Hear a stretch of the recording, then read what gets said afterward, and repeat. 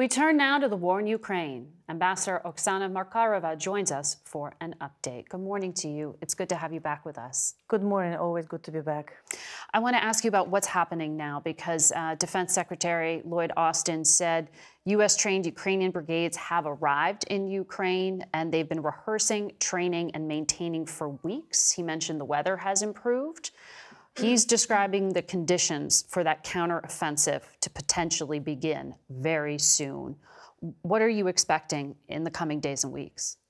Well, you know, for us, counteroffensive never stopped, to be honest. Since February 24, that's all we were focusing on, how to liberate our land. But of course, with additional trade brigades, with additional equipment, with everything that we're working on now, we are hoping that our commanders, as soon as they will see the openings, will start this, whether it's going to be one or several counteroffensives. But the faster we can liberate all the territory and all our people, of course, the better. So I will not, of course, as you heard our president and our commanders, we will not announce anything. We will see it when the results are there. But we are expecting to liberate more soon. And your president said we are ready. Russia, though, throughout the course of the week has been launching missile attacks, including on the capital of Kyiv. They appear to be testing your air defenses. And I know President Zelensky has said Ukraine needs more Patriot missiles. Are you getting help getting that kind of air defense right now? Well, is the U.S. doing enough? We are very grateful for everything we are receiving. So it's Patriots, it's NASAMS, it's all other capabilities, but we clearly need more. So what Russians have been doing, again, for 466 days now, but also this week, you know, we have seen how daily, several times a day, there were deadly attacks by rockets, but also Shahid drones all the time. So it's the terror, it's the destruction that it brings, but also it's the, you know, expanding our capabilities that we have now. We definitely need more. The Biden administration released another $300 million in military aid. Some of that included drones. Are these surveillance drones? Are these attack drones that the U.S. is giving? It's a range of the drones. So, and we need all of them. We need the surveillance, we need the attack drones, we need the kamikaze drones. So there will be different capabilities in the packages. There is an upcoming NATO meeting in July that the President Biden is expected to attend, and Ukraine's possible entry into the military alliance is a topic there. Do you know what the U.S. is going to promise? Well, we all look forward to this summit. Ukraine has NATO aspirations, transatlantic aspirations. For some time now. In our hearts, in our constitution, and the majority of people support it since 2008, when the first declaration was made that we will be members of NATO.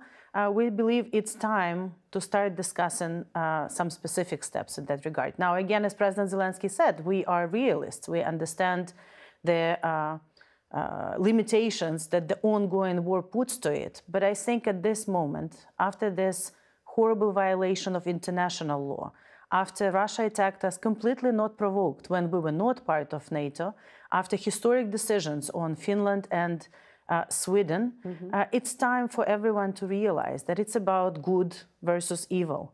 And we need to be members of NATO as much as NATO needs Ukraine also in order, because we have a lot to add to NATO. So yes, we look forward to this forum to discuss this. Your president said he knows this wouldn't happen until after the war is concluded. In other words, the U.S. wouldn't be drawn in directly to this conflict now as a NATO member, but promise a future entry. What are the security guarantees that you are looking for? Well, you know, the President Zelensky put out this peace formula, which clearly outlines how the war should end and how to build, restore the security. So there is a lot of elements. It's the military security, justice, rebuilding Ukraine, ensuring that we can all together deter Russia from making it again. And it's all been discussed with partners individually, but also with the group. It was one of the items discussed at the G7 summit, at others. So it's a work in progress. But I think, you know, the real security guarantee, not for Ukraine, but for transatlantic community and for our part of the world, but globally for everyone who believes in UN statute, is for us in the future to become the member of the alliance that is a peaceful defensive alliance of the people with like-minded values. $45 billion in U.S. support to Ukraine has been pledged so far, but that funding ends in September, and there'll have to be a request for more. Are you concerned about all the political pressures that may make that more difficult, particularly going into a presidential election year?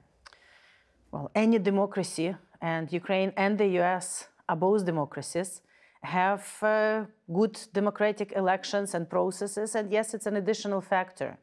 But I believe American people support us, and we're very grateful for American people for the support we have received. We will always remember it. And I know that the majority of politicians on both sides of the aisle, equally, we have this strong bipartisan support, and I really hope that Ukraine will continue uniting people in Ukraine, even through this electoral process. Ambassador, we'll be watching closely in the coming days and weeks and thinking of Ukraine. Thank you for joining us. Thank you.